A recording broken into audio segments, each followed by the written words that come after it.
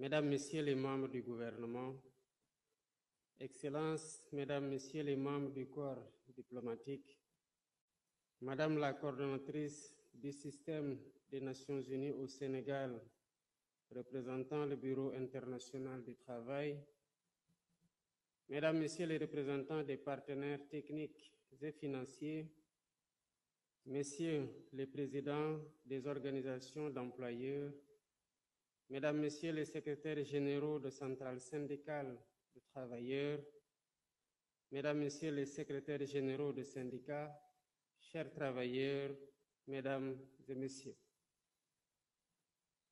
En cette veille de célébration de la Journée internationale du travail et de remise du cahier des doléances, je voudrais d'abord saluer la mobilisation exceptionnelle de tous les acteurs sociaux qui ont répondu massivement à l'invitation de l'État à l'occasion de cette 4e conférence sociale sur le thème « L'emploi et l'employabilité ». Cela témoigne de l'engagement de chacune et de chacun de vous à œuvrer à la prise en charge de cette problématique qui touche directement à la dignité humaine, à l'épanouissement personnel et à la cohésion sociale. Cette conférence se déroule dans le contexte du renouveau du dialogue social dans notre pays, marqué récemment par la rencontre tripartite gouvernement, syndicats et patronat, sous la présidence du Premier ministre, et ayant permis de définir les contours d'un nouveau contrat social pour une croissance inclusive et durable. Pilier essentiel de la stabilité sociale et du développement humain, l'emploi constitue un garant solide du droit à une vie décente. Mais trouver un emploi qualifié requiert un ensemble de compétences, de qualités et d'aptitudes. C'est ce qu'on appelle l'employabilité. Il existe donc un lien interdépendant entre l'emploi et l'employabilité qui permet à un individu d'obtenir, de conserver et d'évoluer dans un emploi. C'est un défi permanent face aux bouleversements technologiques majeurs que connaît notre époque, notamment avec l'essor fulgurant de l'intelligence artificielle et l'utilisation croissante des robots et des services automatisés à la place des humains. Ces évolutions posent avec acuité la question de l'avenir du travail et les compétences de demain. Mesdames, Messieurs, le constat dressé par l'Organisation internationale du travail est déjà alarmant.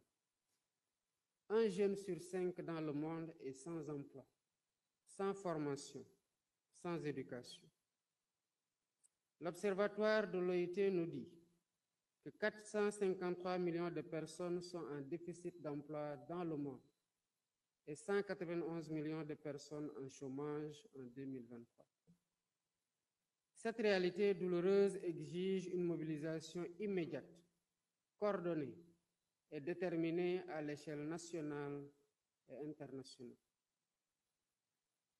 C'est pourquoi, depuis le sommet des chefs d'État et de gouvernement tenu à Ouagadougou en septembre 2004, les États signataires de la Convention numéro 122 de l'Organisation internationale du travail se sont engagés à créer un cadre favorable à l'emploi pour tous.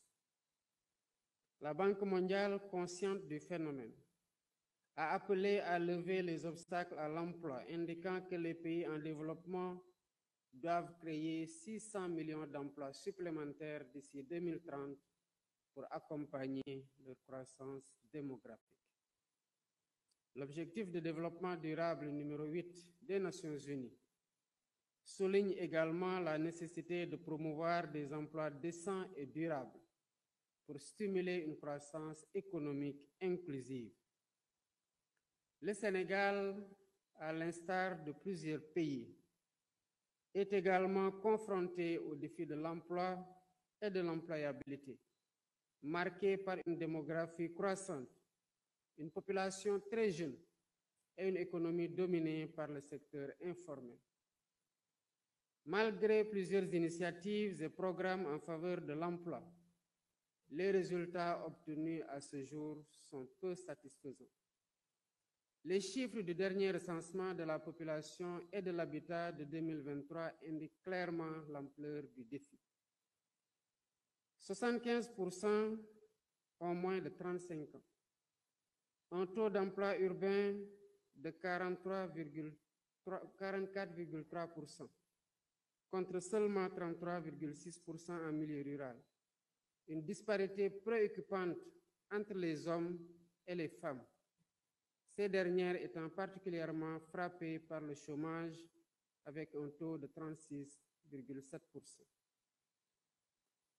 Un diagnostic sans complaisance du dispositif institutionnel a révélé des limites majeures, liées notamment à l'absence d'une réelle politique nationale d'emploi, l'inexistence d'un observatoire national pour l'emploi et la formation professionnelle, la faible articulation entre les politiques d'emploi et les politiques de croissance et de développement, l'inexistence d'un système d'information intégré et porté à maturité, l'insuffisance de la coordination entre les structures et les programmes existants, la faible territorialisation des politiques publiques liées à l'emploi, l'inadéquation entre les offres de formation et les besoins du marché de l'emploi, l'insuffisance des financements des programmes, la faiblesse de la promotion de l'entrepreneuriat dans les secteurs pourvoyeurs d'emplois tels que l'économie verte, l'économie numérique et l'artisanat. Face à cette urgence, il est impératif d'agir ensemble dans une démarche inclusive et pragmatique afin d'élaborer une feuille de route ambitieuse reposant sur un dispositif institutionnel adapté.